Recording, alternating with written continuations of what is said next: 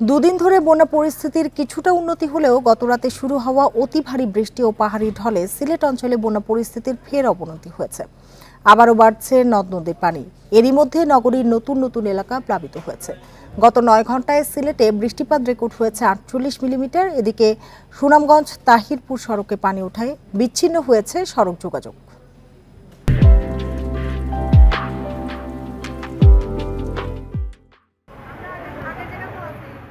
রোববার মধ্যরাত থেকে ভোর পর্যন্ত সিলেটে অতি ভারী বৃষ্টি হয়েছে। সোমবারও বৃষ্টি হয়েছে মুষলধারে। পাশাপাশি উজানের ঢলে সুরমা নদীর পানি সিলেট পয়েন্টে বিপদসীমার ওপর দিয়ে বইছে। এতে সিলেটের 9 উপজেলার 6 লাখ মানুষের পাশাপাশি নতুন করে বন্যা কবলিত হয়েছে নগরীর নিচু এলাকার মানুষ। অনেক বাসাবাড়িতে কোমর সমান, আবার কোথাও হাঁটু সমান পানি। 11টার পর থেকে যে টানা বৃষ্টি হয়েছে, এই বৃষ্টির ফলে আমাদের রুমে কন্টিনিউয়াসলি পানি বাড়ছে। ড্রেনেজ ব্যবস্থা এগুলা অব্যবস্থাপনার জন্যই মনে হয়। এরই মাঝে সিলেট ওসমানী মেডিকেল কলেজ প্রাঙ্গণ পানিতে তলিয়ে গেছে। এতে বন্ধ রয়েছে ক্লাস পরীক্ষা, ব্যাহত হচ্ছে কলেজের প্রশাসনিক কার্যক্রম। 5টার দিক থেকে আমাদের কর্মচারীরা আসছে, এসে নিচতলার যেসব নথিপত্র আছে সেগুলো সংরক্ষণ করার চেষ্টা করছে এবং তখন থেকেই পানি আস্তে আস্তে বাড়ছে। অফিসিয়াল কোনো কাজকর্ম আগাচ্ছে না, 1 নাম্বার। 2 নম্বর হলো আমাদের স্টুডেন্টদের যত ধরনের ক্লাস পরীক্ষা ছিল সবই সকালবেলা আমাদের প্রিন্সিপাল মহোদয় বাতিল ঘোষণা করেছেন। এদিকে ছাতক পয়েন্টে সুরমা নদীর পানি বিপদসীমার ওপর দিয়ে প্রবাহিত হচ্ছে। এতে সুনামগঞ্জের ছাতক উপজেলার 5 গ্রামের 10,000 মানুষ পানিবন্দী। সুনামগঞ্জ তাহিরপুর সড়ককে পানি ওঠায় সড়ক যোগাযোগ বিচ্ছিন্ন হয়ে পড়েছে। আকাশ খারাপ থাকে তাইলে আমার বাড়ি করে পানি উঠবো, পানি উঠলে আমাদের গরু বাছুর নিয়ে জীবিকা নির্বাহ করা খুবই কঠিন হয়ে দাঁড়াইব। মূলত বৃষ্টিপাতের কারণেই এই পানি লেভেলগুলো বাড়ছে। আর এখন আমাদের হাওরগুলো তো এখন মোটামুটি ফাঁকা রয়েছে। কন্টিনিউ বৃষ্টিপাত বেশি হয়ে পাওয়া, অতিমাত্রা বৃষ্টিপাত হয়, সেক্ষেত্রে একটা বন্যা আশঙ্কা রয়েছে। ভারতের চেরাপুঞ্জিতে প্রতিদিন বৃষ্টি হওয়ায় পাহাড়ি ঢলে নদ নদীর পানি আবারও বাড়ছে বলে জানিয়েছে পানি উন্নয়ন board. Tania Nasrin, independent news. আরও জানাতে সিলেট ও সুনামগঞ্জ থেকে যোগ দিয়েছেন সহকর্মীরা। শুরুতেই চলে যাচ্ছে সিলেটে, সেখান থেকে যোগ দিয়েছেন সহকর্মী মঞ্জুর আহমেদ। যত সময় যাচ্ছে আমরা দেখছি যে সুরমা নদীর পানি কিন্তু বৃদ্ধি পাচ্ছে, ভারী বৃষ্টিপাতের পূর্বাভাসও রয়েছে। পরিস্থিতি কতখানি অবনতির দিকে যাচ্ছে? দেখুন, আসলে গত রাতের বৃষ্টি মূলত সিলেটকে বেশ বিপদেই ফেলে দিয়েছে বলা যায়। কারণ গতকাল রাতে আজকে ভোর 6টার আগ পর্যন্ত 24 ঘন্টায় 226 মিলিমিটার বৃষ্টিপাত হয়েছে সিলেটে, এবং এই বৃষ্টি কিন্তু সার্বিক বন্যা পরিস্থিতিকে অবনতির দিকে নিয়ে গেছে।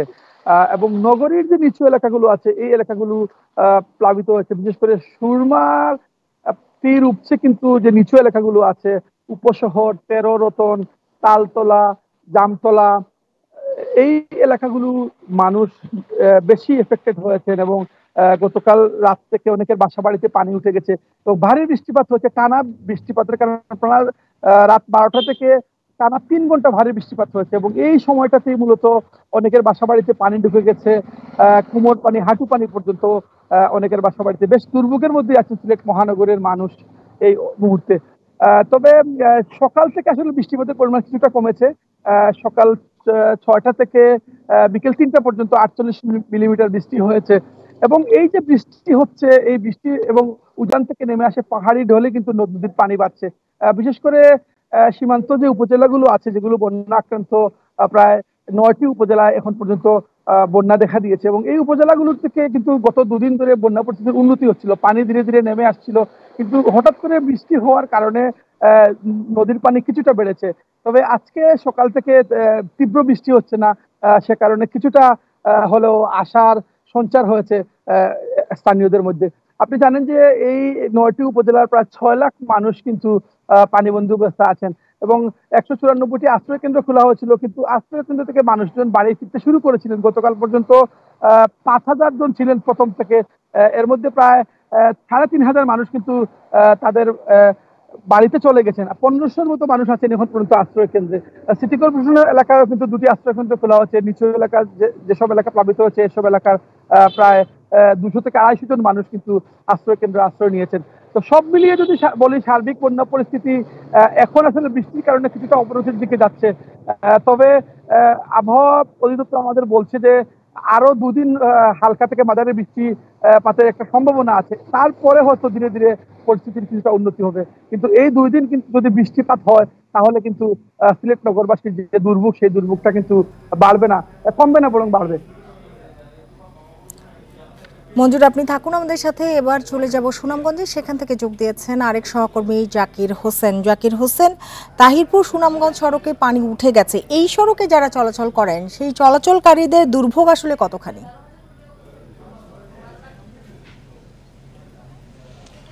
দেখুন, আজকে সকালে 9টা পর্যন্ত কিন্তু তাহিরপুর সুনামগঞ্জ সড়কে পানি ছিল না, কিন্তু হঠাৎ করে পাহাড়ি ঢল আসায় তাহিরপুর সুনামগঞ্জ সড়কের প্রায় 1.5 কিলোমিটার অংশ পানিতে নিমজ্জিত হয়ে গেছে। তো এই সড়কের এখন যারা যাতায়াত করতো 2টি উপজেলার প্রায় লক্ষাধিক মানুষ, তারা সড়কের পাশেই একটি হাওর, সেই হাওর হয়ে নৌকা দিয়ে যাতায়াত করছে। অনেকেই যারা যানবাহন নিয়ে সকালে রওনা দিয়েছিল, তাহিরপুর গিয়েছিল, যারা বিশেষ করে সরকারি চাকরিজীবী বা অন্যান্য ব্যবসায়ী যারা আছে, তারা কিন্তু যানবাহন নিয়ে আবার তাই সুনামগঞ্জ সদরের দিকে ফিরতে পারছে না, কারণ যে 1.5 কিলোমিটারের এই পার এবং ওই পার, দুই পারেই কিন্তু প্রায় 2 শতাধিক যানবাহন আমরা দেখেছি আটকা পড়েছে, বিশেষ করে পণ্যবাহী যানবাহন, অর্থাৎ দেশের বিভিন্ন প্রান্ত থেকে তাহিরপুর উপজেলা সদরে বিভিন্ন পণ্য নিয়ে যে ট্রাক, কাভার্ড ভ্যান যেগুলো গিয়েছিল সেগুলো কিন্তু আটকা পড়েছে। আর বিশেষ করে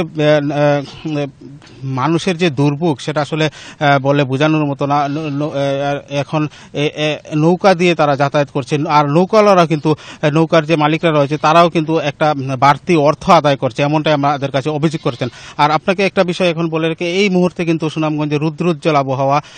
2টার পর থেকে আমরা দেখছি সুনামগঞ্জের আকাশে রুদ্র। এর আগে কিন্তু বৃষ্টিপাত, এই মুহূর্তে যদিও বৃষ্টিপাত নেই, তারপরেও কিন্তু আমরা দেখছি যে সুনামগঞ্জের যে সুরমা নদীর পানি ক্রমশ বৃদ্ধি পাচ্ছে, যার ফলে একটা মানুষের মধ্যে উদ্বেগ, উৎকণ্ঠা কাজ করছে। আর সার্বিকভাবে আমরা বলতে পারি যে এখন পর্যন্ত পানি বৃদ্ধি অব্যাহত আছে। আমি কথা বলেছিলাম পানি উন্নয়ন বোর্ডের নির্বাহী প্রকৌশলী মামুন হাওলাদারের সাথে, তিনি আমাকে জানিয়েছেন আগামী 48 ঘন্টা এই পানি বৃদ্ধি অব্যাহত থাকতে পারে এবং বৃষ্টিপাতও কিন্তু অব্যাহত থাকতে পারে।